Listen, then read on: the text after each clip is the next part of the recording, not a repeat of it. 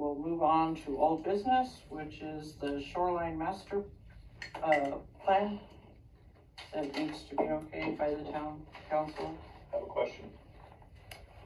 When you on that shoreline plan, it states in there, and I'm paraphrasing, that if they want to come on your property, they can do so at any time without a warrant or without any head notice. I disagree with that.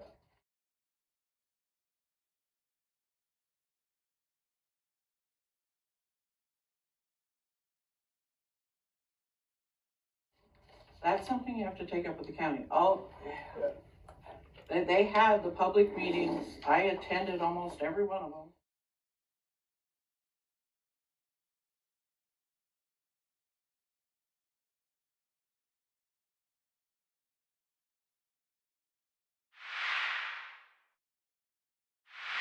That's something you have to take up with the county.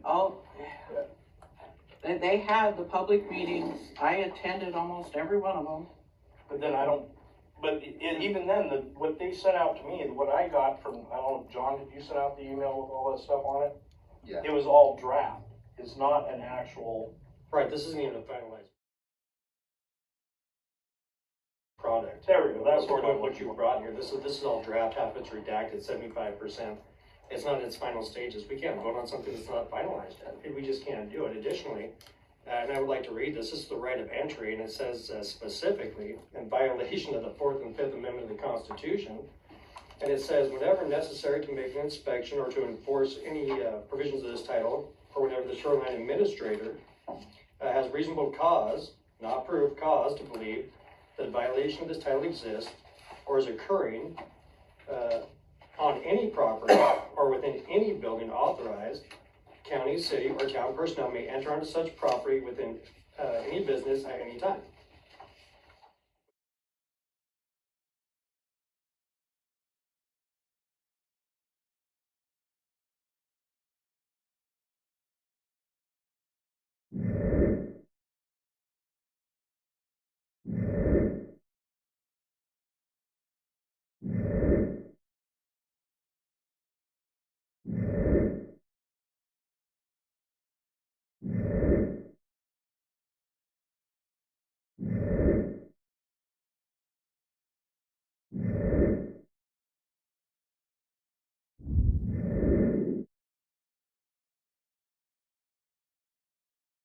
Process.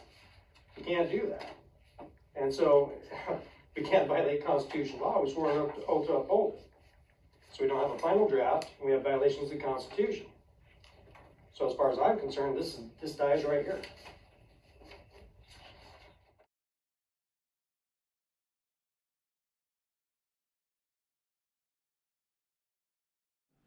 The main reason why you're here is because we do have an interlocal agreement with the county to manage our shoreline. And we have a newer council member who he actually requested because he wasn't here when all of this went about. And so he had some questions. So I'll turn it over to Mike Piccirilli and let him ask the questions he wanted to ask. Actually, we're going to wait on that going forward. Okay, I have a couple questions because I've had some people contact me. My name's Corey McNeal. I'm position 5 on the council. One of the huge things that they are not happy about that they told me about, the right of entry under this guideline. You don't have to have anything but a badge or some kind of ID that says you're with the Ecology, you're with whoever, and you have no remedy for having to require a search warrant. That violates my 4th Amendment, violates any of these people's 4th Amendment.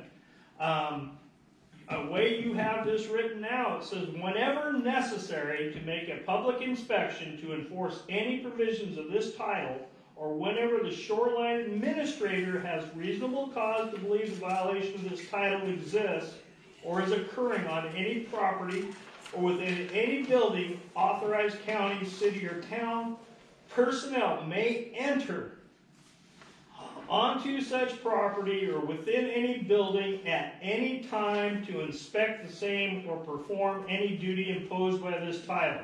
provided that before entering any dwelling in the area of the building, not otherwise open to the public, proper credentials shall be presented.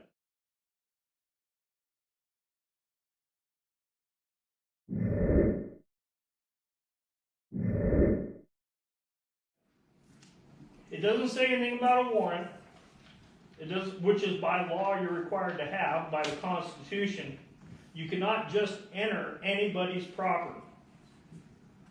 And I've had 5, 6 today brought that up to me and said, that needs to change or needs to be thrown out or this whole thing is gone. They're telling me not to vote for this because that is their property, not yours, and you have no authority under the Constitution to enter said property and start searching around and doing things just because you have a little badge that says Department of Ecology or Fish and Game or the Town Marshal or the Sheriff's Department. That's what it reads in this little packet that I have. And it says, if entry is refused, the county, city, or town shall have recourse to every remedy provided by law to secure entry. Okay. It's in your map. This printed out 154 pages of your Shoreline Master Program. That is on page 153. Okay. That is telling these people out here that they do not have any Fourth Amendment protections. I'm not sure how you would come to that sort of conclusion from that. What I hear is that, all that really does is provide the administrators with the ability to follow up on things like complaints and enforcement actions and permit conditions. So that's a knock on the door, and people can say no, and the recourse would just be to go to letters and things like that. I mean, again, like I said, I'm not a lawyer. I can just say that I've been implementing these master programs for a long time. I've never seen that sort of language being used or employed. Again, I'm not really sure what sort of circumstance you're concerned might happen. There would be nothing illegal happening or whatever. We'll come on and sort of look around and find something. Or I'm just not sure. It looks like Andy has his hand up, and he may really be able to provide a much clearer answer to that question. Okay, Andy, can you have your mic on?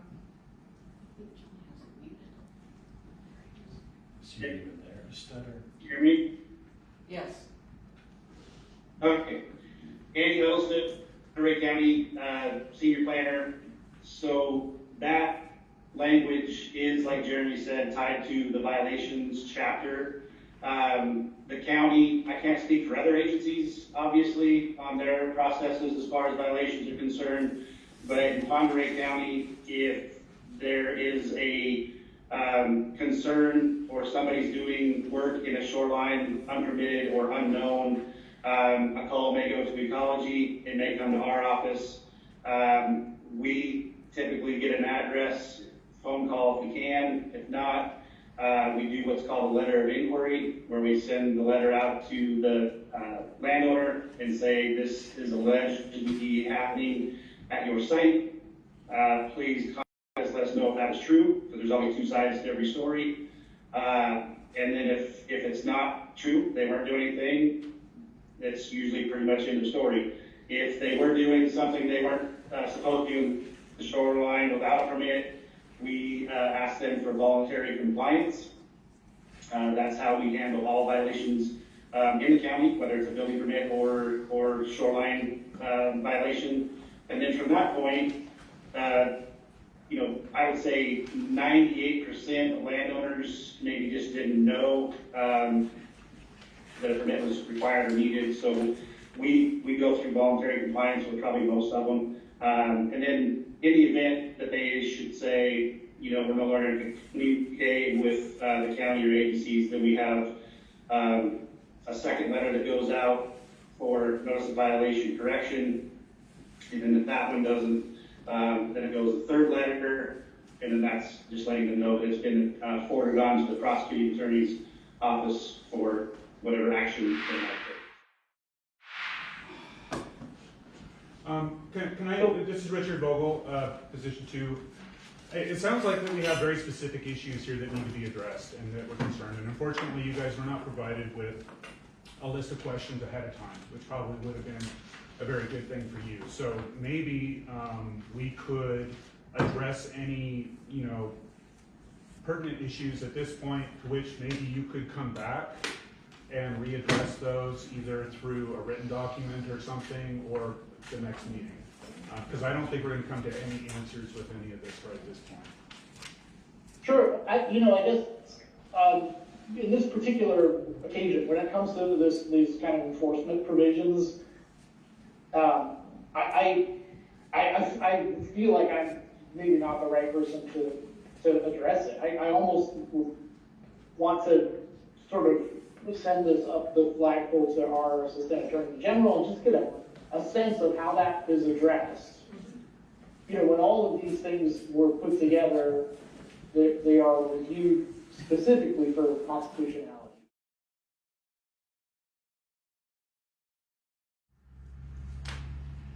So is that something that we can go ahead and look, schedule maybe out in the future and try to get that worked out, and you can talk to your people and we can have a little bit more discussion here. Yeah, we can all meet here. Sure. And then we can have yes, please do. If someone can provide, if you could provide or tell us where in the Shoreline Master Program exactly that lives. It sounds like, Andy, you have it sort of clocked. We can just, take a look at that language in particular and look at what sort of, tinkering we could do with it that would make it more acceptable as long as it's meeting the minimum standards of the Shoreline Master Program, Management Act, which really talks mostly about sending letters and trying to get compliance and then having a civil penalty if there's no compliance. There's really nothing in the master program about how we might access, how there's access to the property or not, or anything like that. So, yeah. This is I am happy to work with you. Yeah. What I hear you saying is it would be very helpful to have like a list of questions that could be submitted to you guys so you can research and look at all of it and then be able to answer the questions to your children. Yeah, absolutely. Yeah. Yes, that would be helpful. And also, if you could please state out what violations you feel that language is infringing on too. In writing. Okay, Not we'll do to that. tell him right now. Well, so if we can kind of move past that particular issue, are there other questions? Or are there other areas of concern in the master program? Maybe I'll do better on the next question.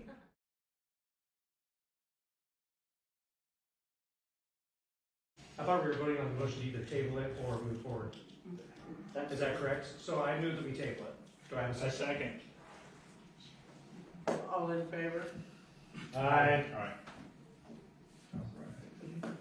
Okay, so thank you gentlemen for coming to us, and look forward to speaking with you in the future. And we'll make sure to have questions already given to you so you're well equipped to answer questions, and we'll move on from here. So thank you for being with us tonight. Okay, sounds good.